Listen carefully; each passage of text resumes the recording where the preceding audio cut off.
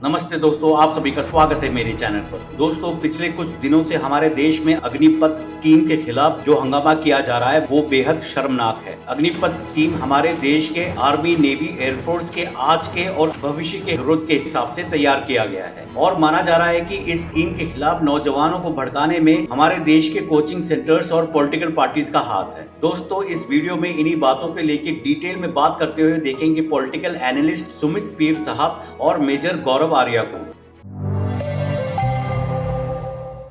ये जो रिक्रूटमेंट नहीं हो रही है अग्निपथ अग्निवीर की, ये तो एक अपॉर्चुनिटी है, तो लोग इसको क्यों इसके खिलाफ हैं? आज वॉरफेयर डिटरमाइन होता है एआई से, आर्टिफिशियल इंटेलिजेंस से, एनालिटिकल से। तो ये सारे टेक्नोलॉजिकल पीसेस को लेके आज का वॉरफेयर है। तो आपको ये ध्यान देना है कि जो आपका डिफेंस का बजट है उसमें से मैक्सिमम जाए towards capital expenditure. Capital expenditure में जहां आप अल्ट्रा मॉडर्न हथियार, वेपन सिस्टम्स ये खरीद सकते हो। अगर आपका मैक्सिमम बजट तनख्वाह, पेंशन, वेलफेयर, ट्रांसपोर्ट इसमें जा रहा है तो इसको रिवैम्प करने की जरूरत है। United states, China, European union के कई कंट्रीज जो बड़ी इकोनॉमीज है ऑल रिवैम्प। सबसे इंपॉर्टेंट बात है जो लोग समझ नहीं पा रहे, अभी केवल 3% रिक्रूटमेंट अग्निपथ और अग्निवीर वाला जो मॉडल उससे होगी, 97% होगी ट्रेडिशनल बेस। कल परसों से भर्ती भी खोल दी। दूसरी बात चीमा साहब, अब हर 4 में से एक बंदे को कमीशन मिलेगा 15 साल का, बाकियों को नहीं मिलेगा। अब आपने एक टर्म सुनी कि शॉर्ट सर्विस कमीशन, जो अफसरों के लिए 5 साल का होता है। अफसरों के लिए स्कीम ऑलरेडी है, अब ये जवानों के लिए भी लाई। इसमें दूसरा कॉन्सेप्ट होता है आर्मी को यंग रखना, जो कॉम्पैक्ट फोर्स है उसको यंग रखना। आप 17 साल से लेते हो, अब आपने 23 साल तक हमने एज बढ़ा दी है। एक जमाना था फकर साहब जब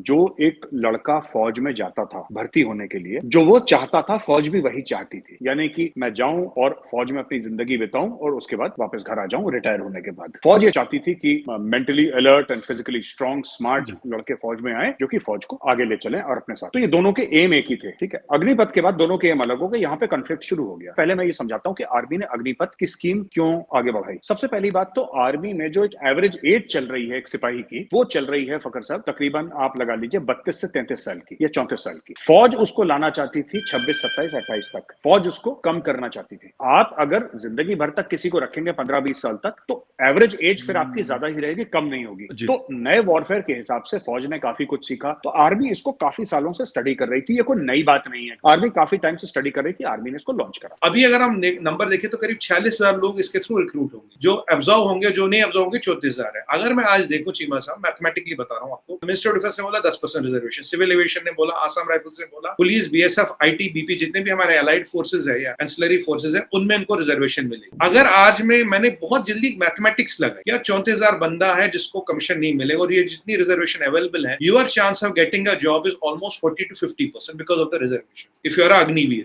you are a part of this scheme. While as अगर एक बाहर का बंदा हो तो आपकी प्रोबेबिलिटी 1 out of 1,000 और 1 out of 10,000 of getting the job. So जो इस स्कीम में आएगा उसकी नौकरी की ऑलमोस्ट गारंटी है ही है। अब क्या होता है कि कुछ बच्चे हैं, लड़के हैं जिन्होंने क्वालिफाई कर लिया था, लेकिन कोविड की वजह से उनका नहीं हो पाया फौज में। उन्होंने सारे टेस्ट, फिजिकल, मेडिकल, रिटन सब क्वालिफाई कर लिया। उनका जेन्युइन मामला है, मैं समझता हूं, मैं उनको साथ खड़ा हूं और मैं इंडियन गवर्नमेंट से अपील भी करता हूं कि साहब उनका आपको देखना चाहिए।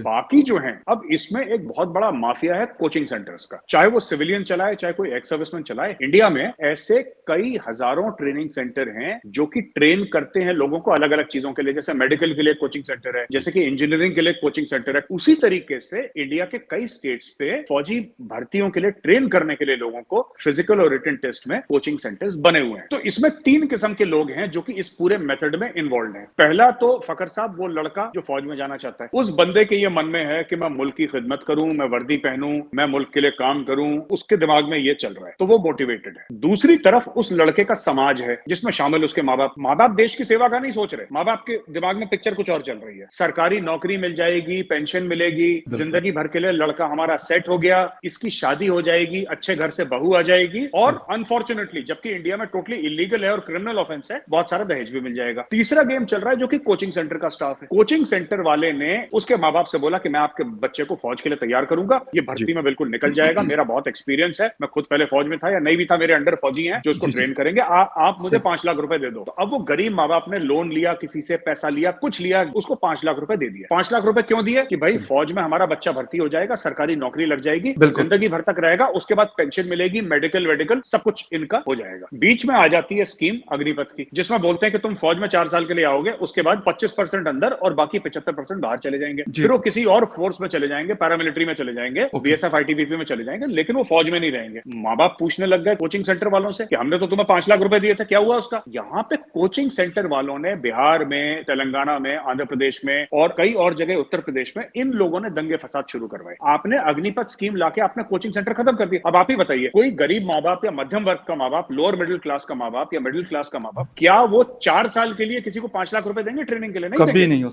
जिसमें श्योरिटी नहीं है, श्योरिटी नहीं है, वो तो कोचिंग है, हो जाए तो हो जाए, नहीं हो तो नहीं। कुछ लोग हैं जो प्रोटेस्ट कर रहे हैं, जिनका जेन्युइन मामला है, जो फौज में नहीं आए हैं, जिन्होंने कोई टेस्ट नहीं दिए, मुझे लगता है उनका प्रोटेस्ट करना बेकार है, फजूल है, क्योंकि भाई फौज अपने हिसाब से चलेगी, आपके हिसाब से चलेगी नहीं। हमारे यहाँ हर चीज का कोचिंग माफिया चल। 2004 की बात मैंने बिजनेस केस स्टडी बनाई थी, आईआईटी का कोचिंग कितने वर्थ थी 2004, 18 साल पहले। चीमा साहब, you will be surprised to know तब इसकी वैल्यू $1 बिलियन थी सर। तब हमारी इकोनॉमी कितनी थी, हालत $1 billion was IIT coaching market. और मेरे एक अफसर साहब होते थे, वो कहते थे 1964 आईआईटी खड़गपुर, वो जिंदगी भर उसी नाम की पेंशन खाते थे। जब यहाँ आईआईटी बढ़ाए गए वहां तकलीफ होती है, आईएम बढ़े वहां तकलीफ होती है, एम्स बढ़े वहां तकलीफ होती है, क्योंकि बहुत से लोग और लॉबी चाहते नहीं है बढ़े। और कोचिंग का धंधा ऐसा चीमा साहब, आप क्या 100 स्टूडेंट बैठे, 99.99 को पता मैं पास ही नहीं होगा, पैसे पूरे देगा और रिजल्ट उसको ऑलरेडी पता, आई विल नॉट मेक। इससे अच्छा बिजनेस कोई है जहां even 1% success is grand success and people पे यू इन एडवांस। तो एक तो इन कोचिंग वालों को तकलीफ हो गई बहुत, क्योंकि अगर ये जो डायरेक्ट अब 17 साल में जाएगा तो कोचिंग की उसे जरूरत ही नहीं पड़ेगी। कोचिंग वालों को तकलीफ हो गई। 7 कोचिंग वालों के खिलाफ एफआईआर हुई है। उन्होंने वीडियो बनाए, व्हाट्सएप बनाए, बोला तुम्हारे पेट पे लात मार दिया, मोदी जी ने ये कर दिया, अमित शाह ने ये कर दिया जी, इसको ला रहे उसको ला रहे। अब वो जो बच्चा गांव का, देहात का, उसे पता ही नहीं बेचारे को है कि उसे शॉर्ट सर्विस कमीशन भी नहीं पता,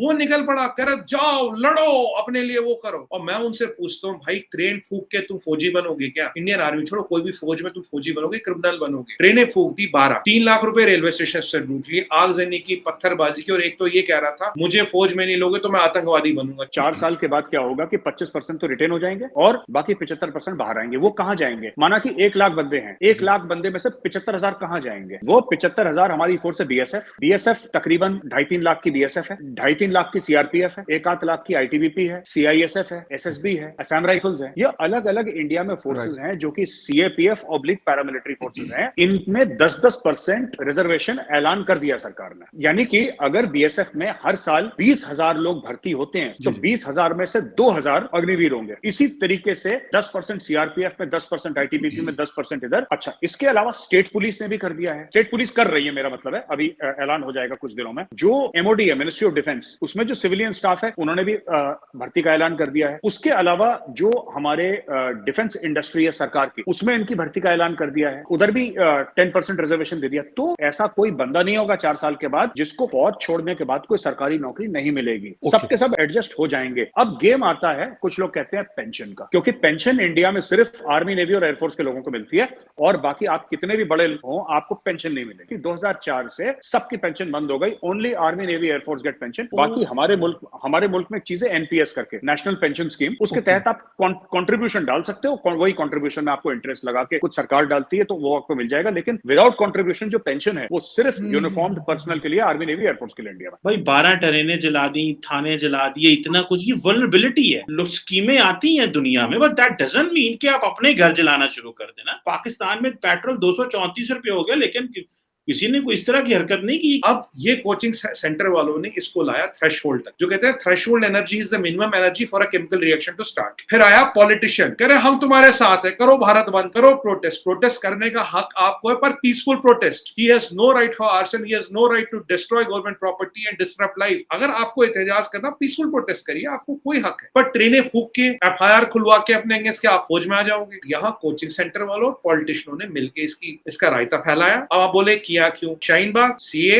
उसके बाद हिजाब, उसके बाद किसान। मैंने आपके शो पे कई बार बोला, यहाँ हमेशा एक ऐसा मुद्दा ढूंढा जाता है, क्या इसको एक पैन इंडिया एजिटेशन के रूप में डाल सकते हैं? पर अनफॉर्चुनेटली हमारे बच्चों, ये कोचिंग सेंटर वालों ने और ये पॉलिटिशियनों ने हमारे खिलाफ यूज किया। और सच्चाई ये है, it is good for the country, it is good for them, it opens a lot of avenues for them. But हाँ, कुछ लोग की दुकान बंद होगी, कुछ लोग की दुकान को तकलीफ होगी, तो ये सब होगा। चीमा साहब, दोस्तों अगर आपको ये वीडियो अच्छा लगा तो प्लीज इसे लाइक करें, शेयर करें और अपनी राय कमेंट करें और मेरे चैनल को सब्सक्राइब करें, बेल आइकन दबाएं। अगले वीडियो तक के लिए नमस्कार, धन्यवाद, जय हिंद।